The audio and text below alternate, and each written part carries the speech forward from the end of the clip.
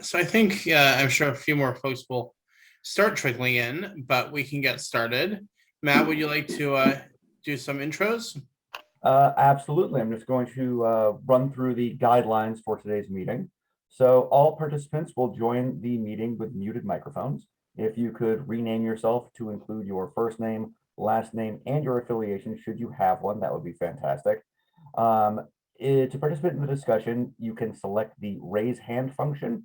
You can find this in a few different locations depending on your version of Zoom. It may be located directly on the toolbar at the bottom of your screen.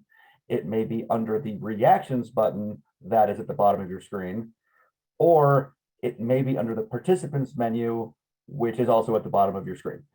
Slightly repetitive there, but you should be able to find it in one of those three locations.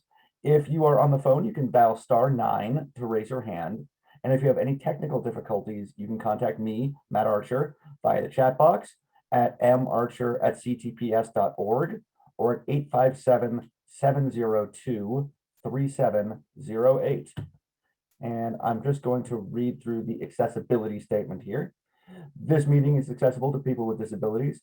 Zoom products are compliant with exceptions with the following standards: Web Content Accessibility Guidelines 2.1 Level AA standards and revised Section 508 standards.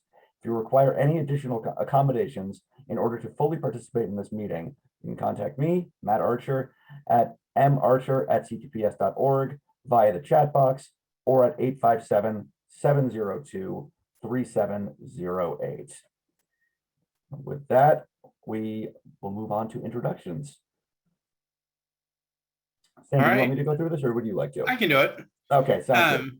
Yeah, thank you, Matt, and welcome everybody. So this coffee chat is being hosted by the Boston Region Metropolitan Planning Organization's Transit Working Group, which is a working group intended to foster coordination between transit providers and those adjacent to the transit field in Eastern Massachusetts. And I'm very excited to talk about the intersections of transit and various school transportation concerns today. Meeting is going to be largely led and facilitated by a couple of people who've been enthusiastic participants in the transit working group, Susan Barrett from the town of Lexington and Judy Shanley from Easter Seals. I know they put together a great presentation to start us off, and will really help guide a really interesting conversation.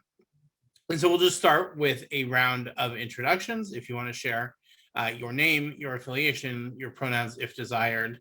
And again, I always invite people to submit questions for the discussion in the chat if you would like. So I will start. My name is Sandy Johnston. I'm a senior transportation planner with the Boston Region MPO, where one of the things I do is run the MPO's Transit Working Group. And I will just call on folks as they appear in my board, in my screen here. So Matt. Thank you, Sandy. I'm Matt Archer. I am a transportation planner with the Boston Region MPO staff. All right, Judy. Hi, everybody. Judy Shanley. I'm with the National Office of Easter Seals in Chicago, although I live in Boston. I'm the Assistant Vice President for Education and Youth Transition and also oversee some federal transit projects, and my pronouns are she and her. Susan? I am Susan Barrett. I'm the town of Lexington's transportation manager, and my pronouns are she, her, hers. Thank you. All right, Colette. Hi, I'm Colette Frank. I'm a member of the Select Board in Wellesley, and I'm also on our Mobility Committee, which is a committee with all of our stakeholders in town, just trying to work on and improve transportation in Wellesley. And so I'm really here today. I'm really interested to hear what you have to say. And I have to say, I see Susan in almost every meeting that I go to, and I find her comments so helpful and so insightful that you had me at Susan Barrett from Lexington. So thank you. All right. Christopher? Yeah, I'm Chris Curry. I'm with the Lowell Regional Transit Authority. I'm transportation planning staff. I actually work for the Northern Middlesex MPO. All right. Welcome. Melissa? Hi, I'm Melissa Massardo. I am a member of the school committee and the transportation committee in Burlington. Welcome. Franny? Hi, I'm Franny Osman. I chair the Transportation Advisory Committee in Acton. I'm also on the LRTA board. It's nice to see you here, Chris, and other regional boards. I'll share your thankfulness for Susan Collette. All right, always good to see you, Franny. John? Hi, I'm John Strauss from Burlington, Massachusetts, and with me today is Myrna Saltman, formerly part of our great Transportation Committee study. thanks. All right. Welcome to both of you. Catherine? Catherine Bowen, Belmont School Committee. I also serve on the Community Path Implementation Committee, the Project Committee, excuse me, and I go by Kate. Shona? Hi everyone, I'm Shona Norman, she, her, hers. I'm from the Cape Ann Transportation Authority and I'm the Transit Program and Compliance Manager. All right. Rachel? Hi everyone, Rachel Fichtenbaum with Mass Mobility. Jonathan? Hi, it's Jonathan Belcher. I'm a transit service planner on MPO staff. All right. Our expert on everything that ever has been with the MBTA and other transit routes anywhere. So, Mildred? Can you hear me? Yes. Oh, okay. I think you can hear me now. Mildred Nash. I'm a town meeting member and a member of the Town Meeting Transportation Committee, which met for 2 years and is now disbanded because it was ad hoc. Mildred Nash, and it's good to be here, and it's really good to have Melissa Masardo, who has made things begin to happen in Burlington. So I'm so glad she's with us today. Thank you. Wonderful. Strong representation from Burlington today. Olivia?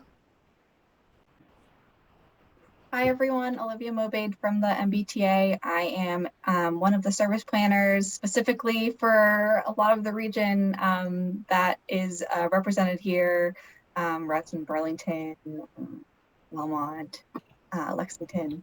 Happy to be here. All right, great. And I think Lisa, you are our last person. Hi everyone. I'm Lisa Weber, the Transportation Compliance and Quality Assurance Coordinator at the Human Service Transportation Office.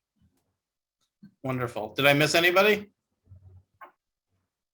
All right, so I think we'll just jump right into it, and Judy's going to talk for a little bit, and then Susan's going to talk for a bit, and then we can move on into a discussion. I'm sure there will be lots to talk about. Wonderful. Thank you. Hi, everybody. I'm so excited to be here. When Susan and Sandy started talking about school transportation, I was not only enthusiastic, I was jumping up for joy. I'm a former educator, and I've worked a lot in my career on trying to facilitate post-school outcomes for youth with disabilities, and worked really hard to try to find jobs for people and build career development and skill development among youth. But if youth couldn't get to jobs or they couldn't get to post-secondary education, it was all for naught. So I was at the Department of Education in Washington, D.C., and I was part of this federal interagency commission on bringing together educators and departments of ed with departments of transportation and departments of labor, and coordinating all of the entities that have anything to do with transportation. So I'm excited to be here with you today. As I said, I'm in the National Office of Easter Seals, so I work nationally. I'm just going to speak very little because I want to have a conversation with you more than I want to talk. And so next slide, please.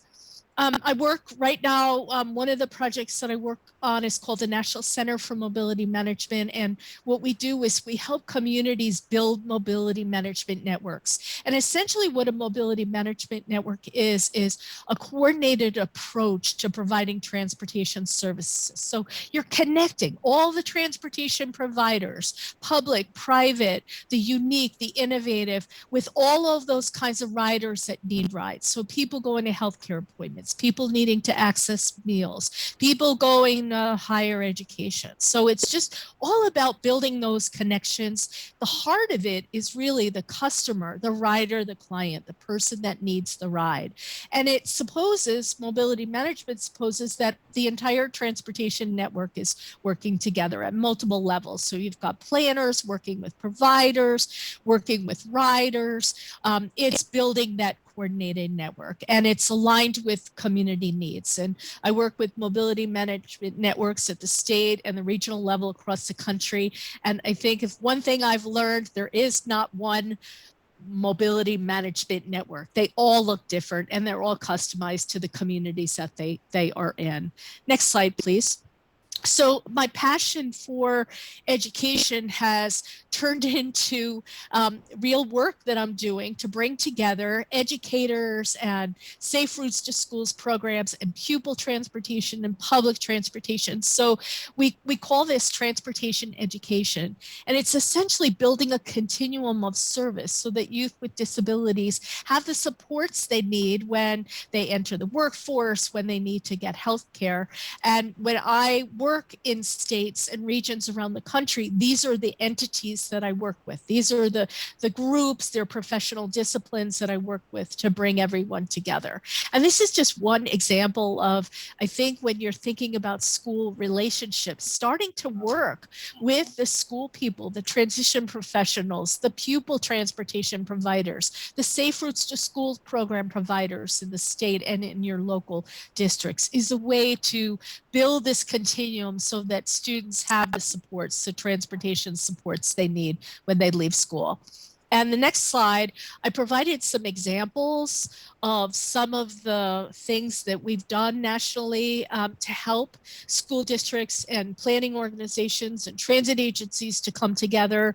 We've helped communities hold transportation summits. I can't tell you how many times I work with transition professionals and they have career fairs and job fairs, and transportation isn't invited to those settings. And so think about if you're having a transportation event, invite transition people, invite the school people, invite the guidance counselors, the transition professionals who are working with youth with disabilities, invite the pupil transportation professionals. In another place, we worked with the school district on having students do resource mapping, where the students themselves were engaged in understanding all of the transportation services and the scope of those services in the communities. Travel instruction is certainly an important aspect of facilitating access to transportation for everybody. Everybody needs to know how to use the system, whether it's scheduling, whether it's actually riding, whether it's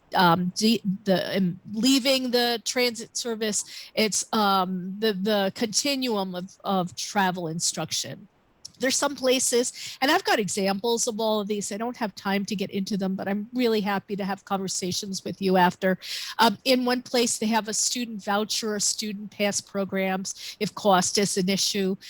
Some places we've worked with the academic people, with the teachers, the educators, the general educators and special educators to embed transportation content into curriculum. So when students are learning to read and learning literacy, they're actually focusing on transportation topics. They're learning to use an MBTA map. They're learning to use a fare card to purchase something.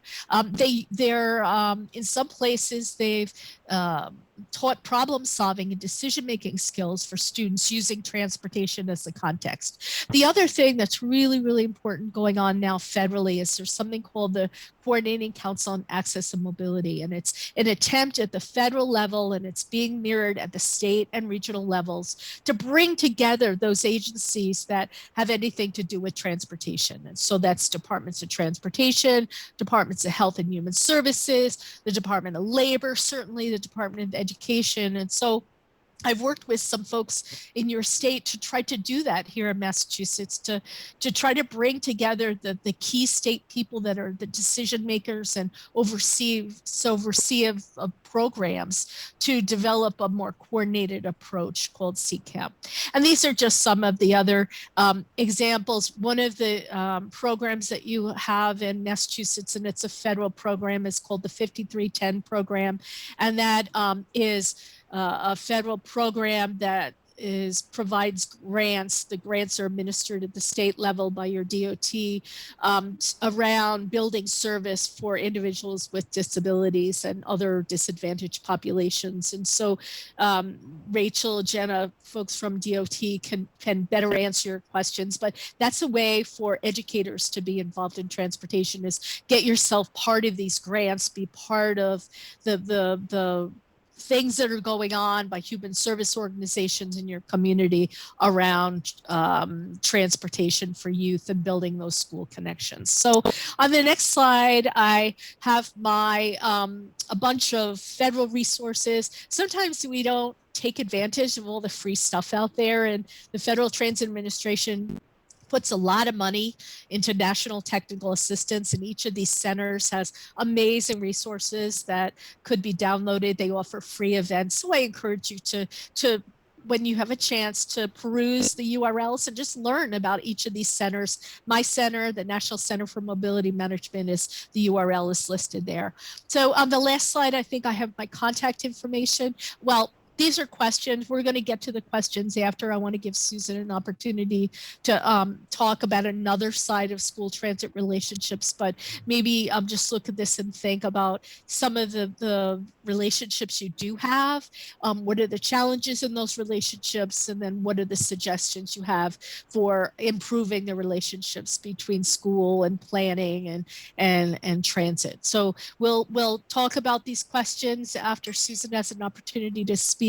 On the next slide, I have my contact information, which we'll share these slides with you so you have it. But I look forward to having a discussion with you. Thanks for inviting me to your chat here. So thanks. Susan? Great, thank you so much. It's really nice to have Judy in our neighborhood now. We love, she brings so much to all our conversations. So I want to thank the Boston MPO and Sandy for hosting this topic. Sandy knows basically for like the 4+ years I've been in this position, whenever he would go around asking, you know, what should be in our universe of studies, I would tend to always bring up this topic. I could talk about why I'm obsessed with this topic for hours, but I tried to pin it down to, I think I have about 10 bullet points, and just know that there's really kind of two overarching themes that really stand out to me, which is equity and sustainability. And when I say sustainability, I mean both environmental and financial, because we all know how hard it can be to sustain transportation services. The other thing is that because this is a transit working group, while I'm really focused on transit services, certainly getting kids to walk and bike to school are critical. Having the infrastructure and the programs for that are really important. But since this is a transit working group, I kind of try to focus on that. The other thing, I don't want to spook anyone and have you think I'm talking about just taking yellow school buses and putting the public on those, nor am I talking about taking kindergartners and just throwing them on public transit, you know, unsupervised. So it's more about just thinking much more holistically about all our resources, you know, the financial resources, the vehicles, the staff needed for any form of transportation. Okay, so I think about this topic a lot because we've noticed in congestion reports that traffic congestion spikes around school hours. You know, take a look back at the report, you know, the congestion in the Commonwealth report, and you'll see that it begins at 1 o'clock, then really starts peaking up at 2, and then really goes crazy around 3, right? It's not just 9 to 5. We know that families are very often adjusting their work and commuting habits around school schedules. And when we think about this, remember too that, you know, it's very often people who identify as female that are carrying the load of childcare burden, you know, the running back and forth, adjusting their work schedules and so forth. So there's some gender equity issues here. If parents have to drive their kids to and from school, then they cannot take alternate modes of transportation, right?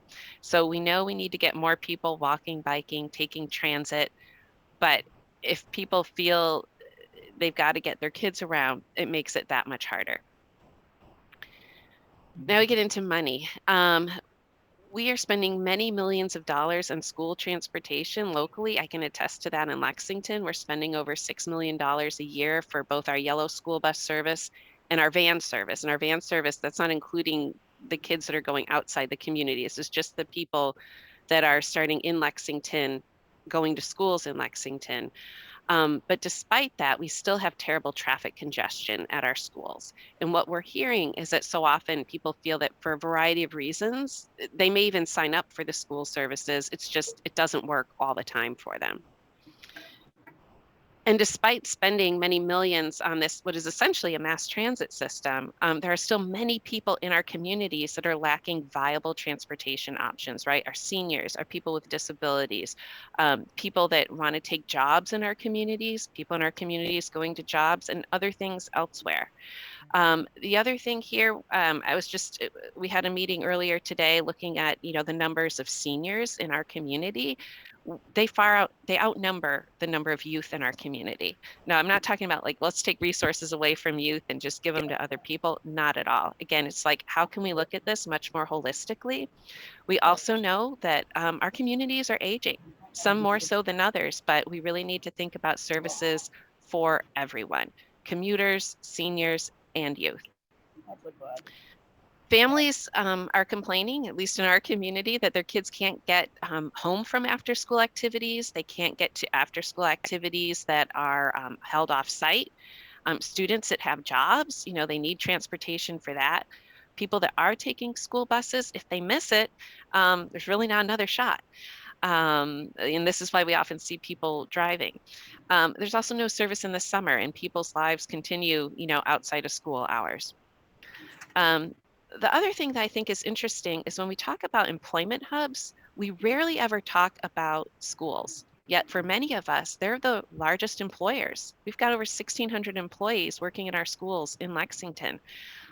Those employees need to get to and from work. Now, this also gets to a housing issue, which again, I'll just confine it to transit. But that's something to really think about. Additionally, these schools are very often located in residential areas with limited parking. And if you have all these employees that are coming in, it's something we need to take into consideration. And I know we face a lot of constraints with parking. Last two things, right now, many of our communities are thinking about transitioning to electric school buses. We know this is going to cost money, but we know that there's value in that. But yet it's going to take a lot of planning, a lot of brain power. We really got to think about the infrastructure, the charging infrastructure, the vehicle to grid infrastructure. So it seems like this is a really great opportunity. If we're going to spend that time and the resources, why don't we do this in a more holistic sense? Why create a whole separate network that's just for schools? Maybe there's a way we can think more holistically. Lastly, well, we need to get more people walking, biking, and taking transit. We know we need to get the next generation to do this.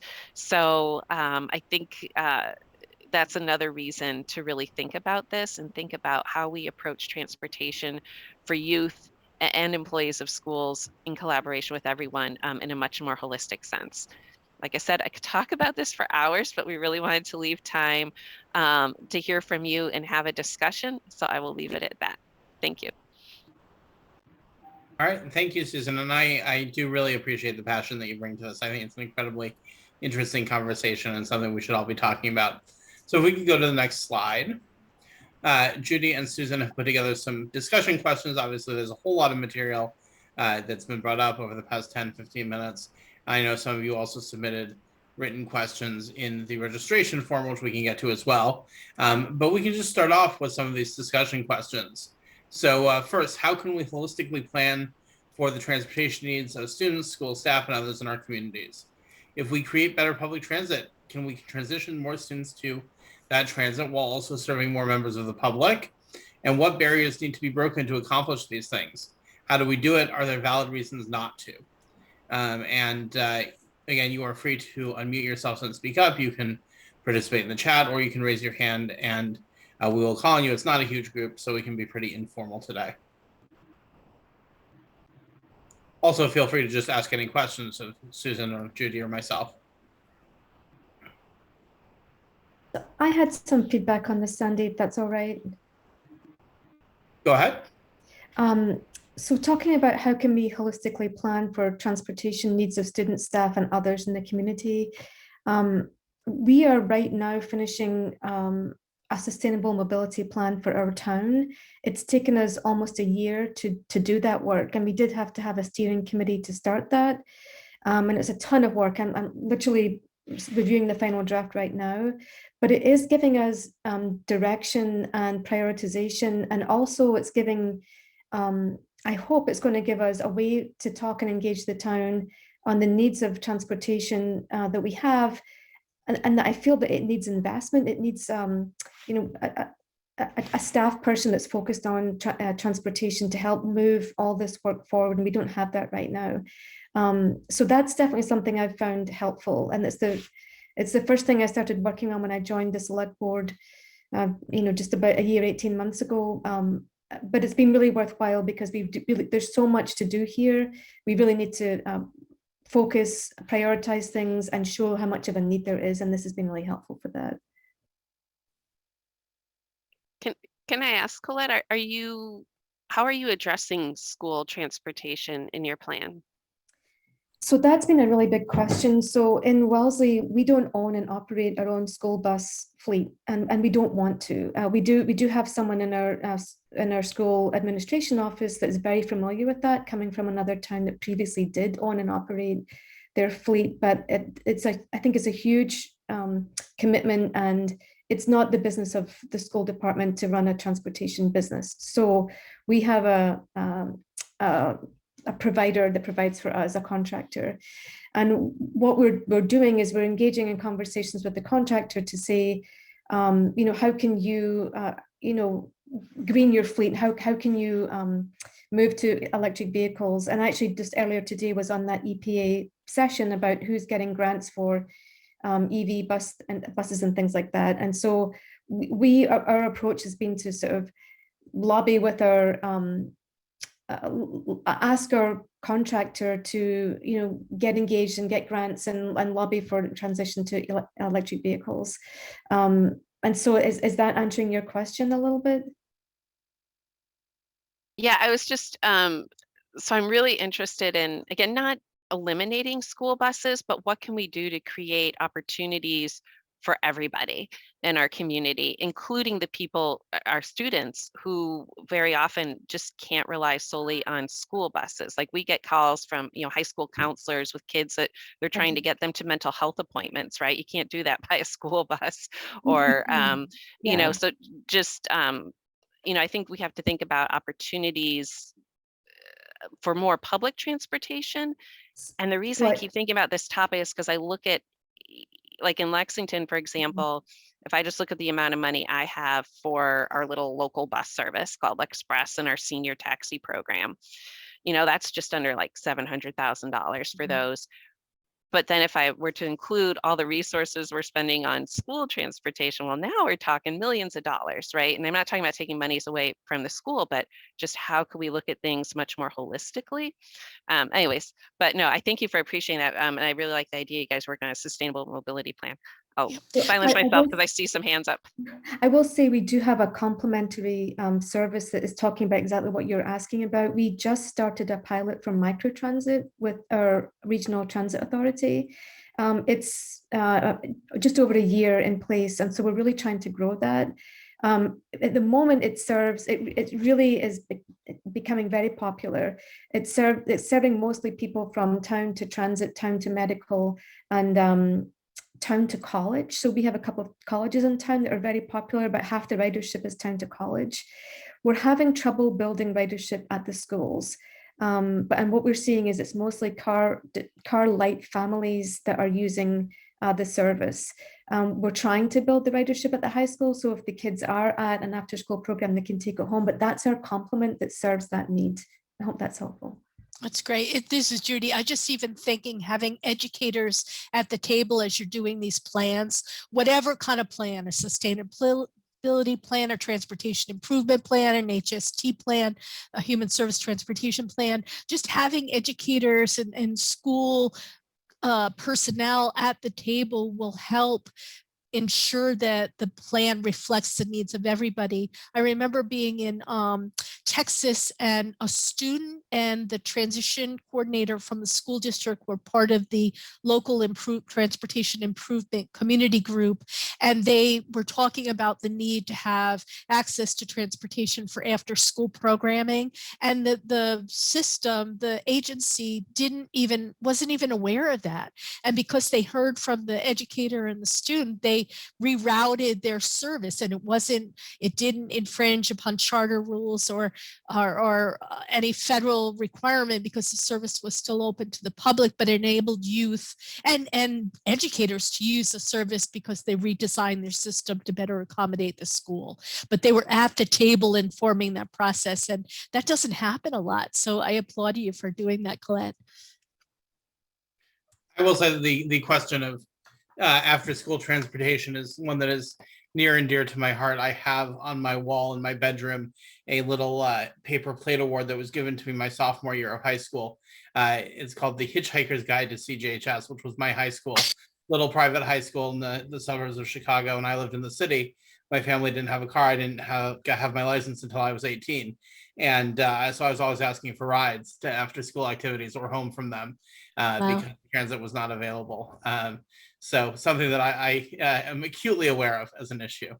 So I think I saw Franny's hand and then Catherine. Yeah, hi. I had a couple of comments. I would love to see that plan that Wellesley is coming up with. Yeah, we have an open space plan. We have various plans. We don't have a public transportation plan within town, and I really like that idea. Also, we found the same thing, that until we got staff involved, till we put in Acton, we put our health director on as director of transportation, and then since then we have another staff member that's focused on that. It was really hard to get things going. So I agree with that. My question is, oh wait, one more comment. I was looking at my notes. The visibility at the high school seems really important to get people with visibility anywhere, but when people see it coming and coming, when those parents lined up to pick up their kids, see, or the kids who are stranded, see that van or bus coming every day at 4:30 or something, they'll get the hint. My question is, what have been the reactions from the schools? When I think about our director of facilities and our director of transportation in Acton, Boxborough, they're always just so overwhelmed and they're so busy and strapped. And so the idea of doing this, I just wondered if there's a sweet spot for them. Is there something that they can get out of, well, obviously all the things you're talking about, but that makes it worth adding on to an already overbooked schedule to get involved with this work? Like coordination, yeah. And I've worked with both. I've worked with pupil transportation professionals who are like, oh no, I don't have the time, that's not my domain. And the sweet spot seems to be that at the bottom of it, they're educators and they want to feel part of an education team, and they want to have good outcomes for students. That's ultimately the goal of our educational systems, right? To facilitate outcomes for youth so they could be engaged and get a job and be independent. The other thing it did is it puts them in touch with a lot of different professional disciplines in the community who are like-minded, who focus on transportation issues. And sometimes pupil transportation is disenfranchised by regular transit providers. It's not part of the mix. And so when there's opportunities for the pupil transporters to be engaged with public transporters, that puts them on a level playing field. And that's been an incentive for many to participate. I had one pupil transportation person from a school district in California say, I'm an educator. I want to go to meeting. He wanted to be part of IEP meetings. Those are meetings for students with disabilities for, planning services and post-school outcomes. He wanted to go to those meetings and talk about independent travel and travel instruction, being part of mobility and transportation conversations. And I think more often than not, that's the tone is that they want to really be involved. I was wondering if I could maybe Chris Curry, if you wouldn't mind sharing your experience in Lowell, or the experience I heard you share, I guess from like 20 years ago, when the schools approached the LRTA, and what sort of arrangement you came up with there. The LRTA predates me. It probably goes back to the early 90s. Our administrator had been the mayor at the time, had been the mayor of the city. And so when the city was looking at ways of saving money, they came to the LRTA to take over transportation for kids in 7th grade and above. It's below that is mandatory for school transportation. So what we've done over the years is they have a different fee, a monthly charge for students. Kids who can't afford it, the city will fund their passes. Otherwise, most everyone pays for their own $25 pass for the month. And it's worked out fabulously. We have during the peak hours, school hours, that some buses will, going to school, they will swing by the school on the way to the hub, or end at the school and deadhead back to the hub. And reverse of that is that in the afternoon, buses will stage over at the high school and bring the kids out from there. They are regularly planned trips, which is required because you're not allowed to have charter service. So the buses are open to regular riders. And generally what happens, because the buses are so full, we send 2 buses out on. So one might be leaving from the hub right around the same time as one's leaving from the high school. So they nose tail to each other. So if there are any stragglers along the way, we can pick them up that way. But they do follow regular routes. The routes over the time have been adjusted to fit where the kids go and general public goes, because they tend to follow. But it's been very successful. They make up probably 50% of our ridership and a significant portion of our income over the course of a year. Wow, that's great. Yeah, but we do find, which is really shocking to me, is that these kids, they make up almost maybe 2 to 3% of the ridership on Saturday. They don't use their cards on Saturday. In summertime, they're almost non-existent. It's funny. The kids are there only for school trips. There are very few outside of that going different places. Thank you, Chris. That's really interesting. Yeah. Sure. All right. So I think let's go to Catherine. Thanks. I just wanted to echo some of the comments and just contribute a little bit in terms of barriers. Someone mentioned fees for our school department. We get somewhere between 1/3 to half of our regular transportation covered by individual fees. So finances are a significant barrier. My understanding of the yellow bus system is many of those companies are struggling to stay afloat as well. And that's been a huge concern as well. I don't remember the latest, but at least a couple of years ago, the Uber situation coupled with taxis posed a problem for us to find after school transit for that are quarried individuals, people who have a quarry check, for those to transport students from after school activities to their home sites, which oftentimes might be in Boston for our Metco students. I'm just going to name a few other ideas. I actually have to leave a little bit before this ends.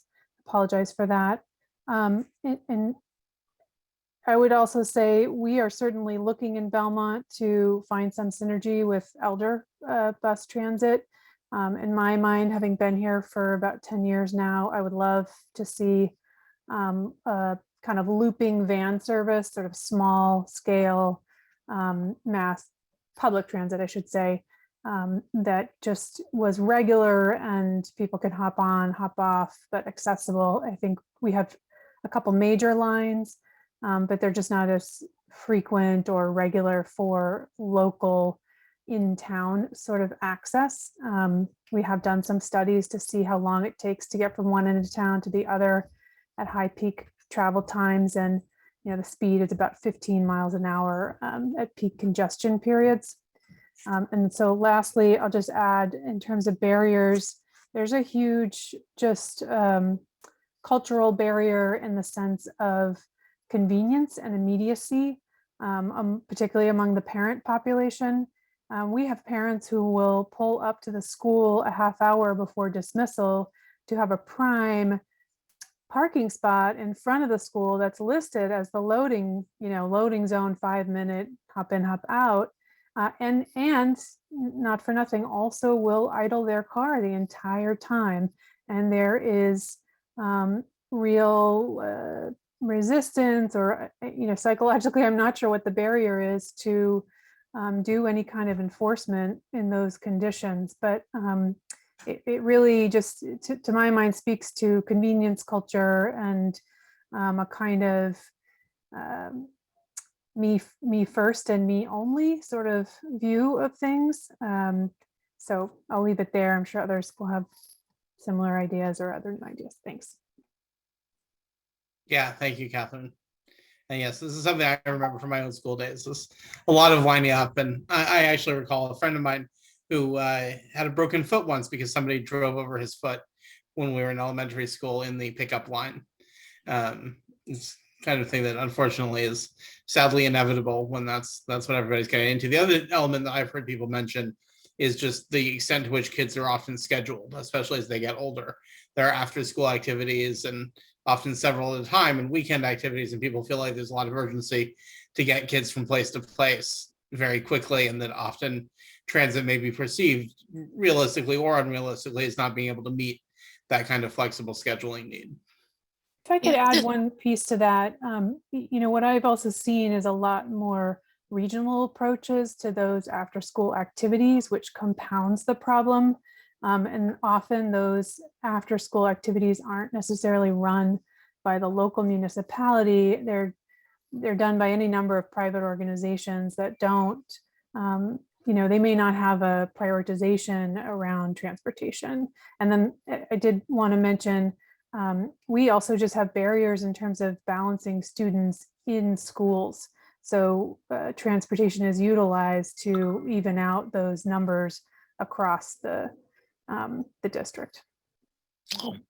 This is Judy. In the places that seem to have really strong school transit kind of relationships, and students are using public transportation to a great extent, they somehow make the culture of public transit riding cool.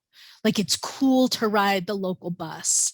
My peers are doing it. There's some attractiveness associated with using it. And whether it's signage on the buses, whether it's free Wi-Fi on the buses, whether it's educational programs in schools, whether it's peers, older peers that may be using it, I think that's the culture that the transportation education work we do is trying to create that culture early in a student's academic career. So when they are able to use public transit, then they think it's cooler to use it.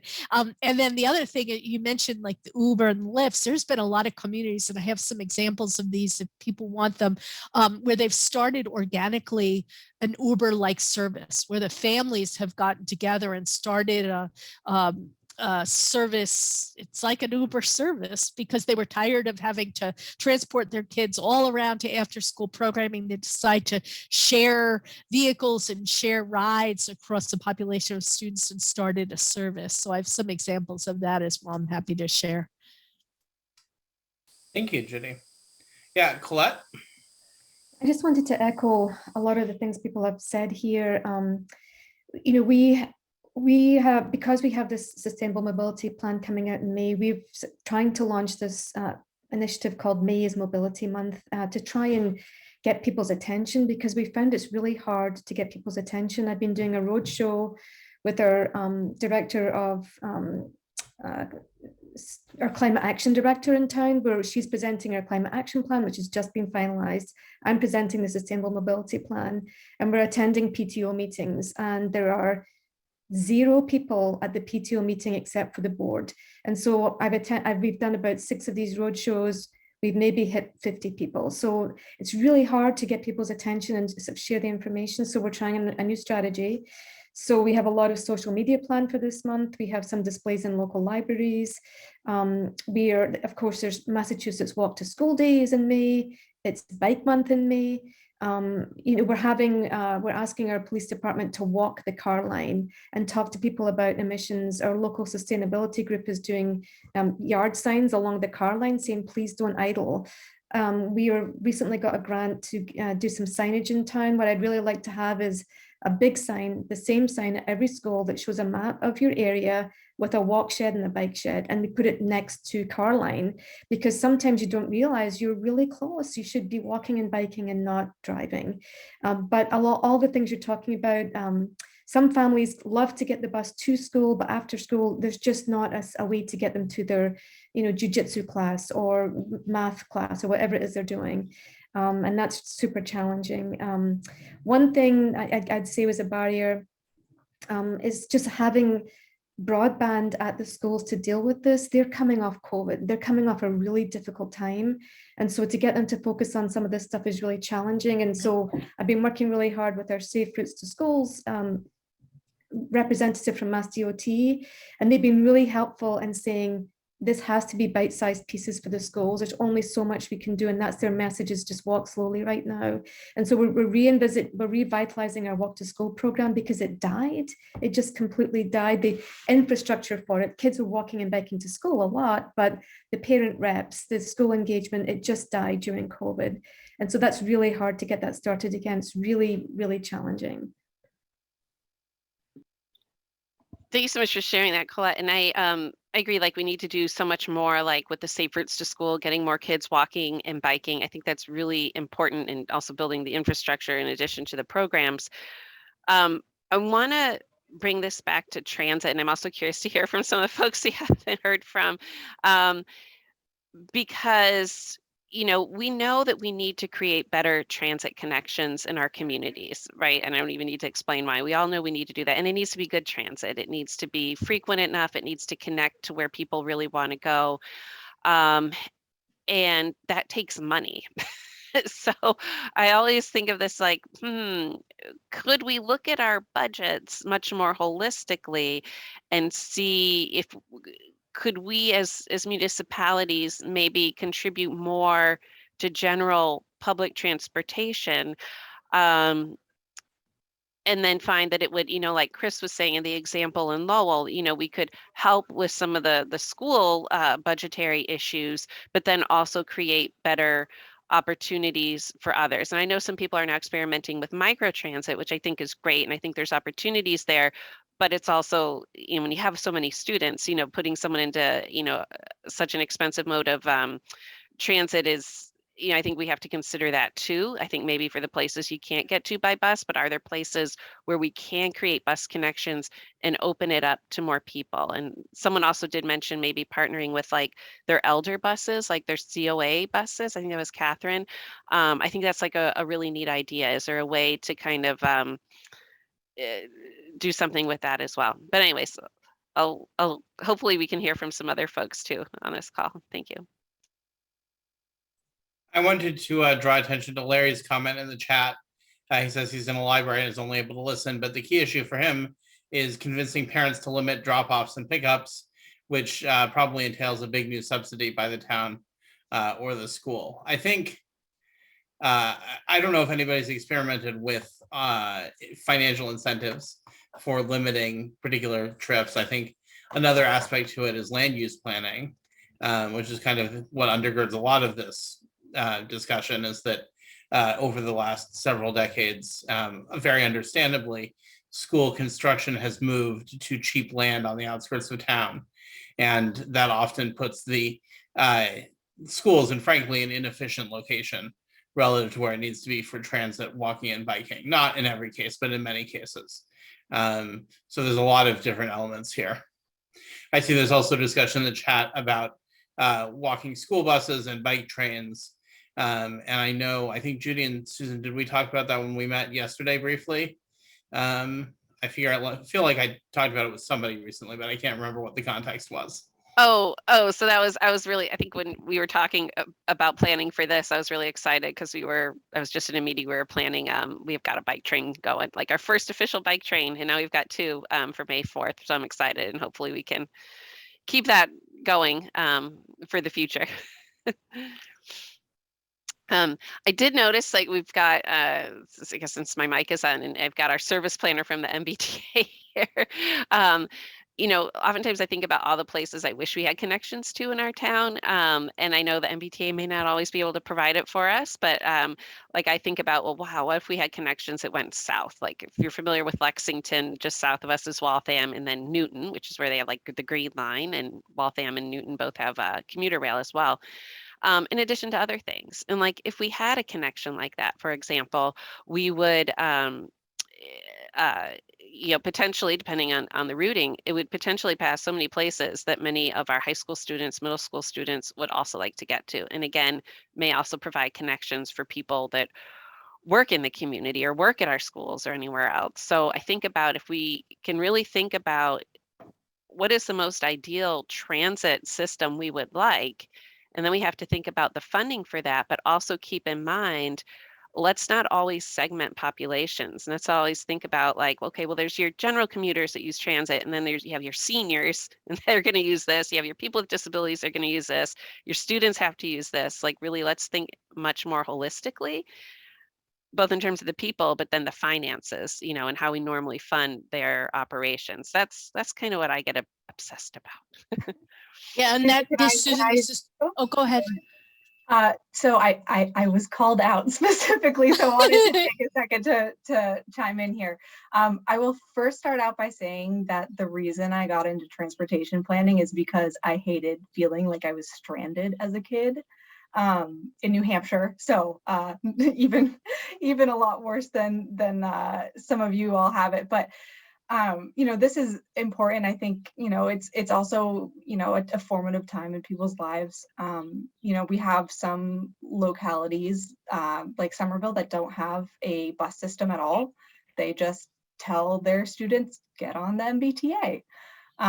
So, this is definitely a different situation depending on where we are. But the one thing I would certainly plug for this conversation is we are having the first time in a generation complete overhaul of our bus system called Bus Network Redesign. I'm not sure if any of you all have been engaged with it yet. We're actually beginning public engagement next month. So that is a huge opportunity to advocate for, seeing different types of service or bolstering service that we have that's existing. So I definitely encourage everyone here to be involved in that conversation. It's a really significant opportunity. And we're certainly not going to wait this long again before we redesign our system. But this is really big. So talking about changing land uses in the past decades, like this is needed because of all of that. So this is the kind of conversation that I think we should be having, and I think we really would appreciate your feedback on all of this. So happy to answer any other questions about like how we specifically deal with school trips. A lot of the time, we will put in supplemental trips similar to what LRTA does, at specific times when we know school traffic will be very heavy. That is often to avoid crowding on our system. So we might, send 3 buses at the same place at the same time because we know we're about to have 100 students board our system. But we also have, where possible, ability to, nudge a system here or there a little bit in terms of scheduling in order to better align with school openings and school closures. Although, again, keeping in mind, if the entrance and exit for a school is completely backed up with parent car traffic, the bus, gets a lot of delay for everyone on board. So thinking about ways to kind of balance that is something we obviously want to keep in mind as well. Yeah, thank you, Olivia. And I or any of us at the MPO would be happy to connect you with Olivia's team, or I'm sure you can get in touch with her or her colleagues directly. But really do encourage folks to be involved with the bus network redesign. It's critically important. So I think this discussion could go on for quite a while, but recognizing that we said it would go until 5, which is in 5 minutes, I want to call on Franny and then maybe get any last comments and then wrap up. Oh, thanks. I was wondering, and sorry, Rachel, if this was in your newsletter at some point, what of the legal hurdles have people overcome?